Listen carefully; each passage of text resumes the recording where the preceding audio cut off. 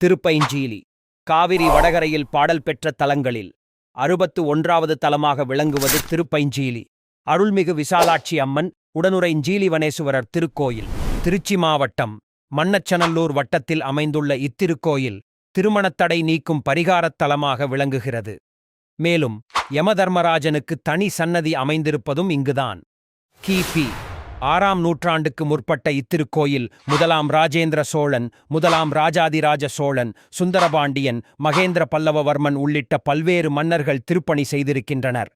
பசுமையான ஜீலி என்னும் வாழை மரங்களை தலவிருட்சமாகக் கொண்டிருப்பதால் இங்குள்ள இறைவன் ஜீலி வனநாதர் என்றழைக்கப்படுகிறார்.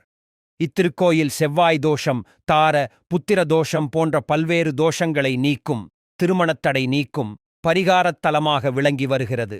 திருமணமாகாமல் தடைப்பட்டிருக்கும் ஆண் அல்லது பெண் இக்கோயிலுக்கு வந்து சுவாமி அம்மன் சன்னதிகளில் அர்ச்சனை செய்து கல்வாழை பரிகார பூஜையை நிறைவேற்றினால் அவர்களுக்கு விரைவில் திருமணம் கைகூடும் என்பது ஐதீகம்.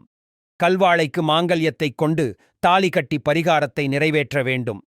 திருக்கடையூரில் தாம் காலால் உதைத்தமையால் மாண்ட யமதர்மராஜனுக்கு இறைவன் மீண்டும் உயிர் கொடுத்து அதிகாரத்தை திரும்ப அளித்த கோயில் இது.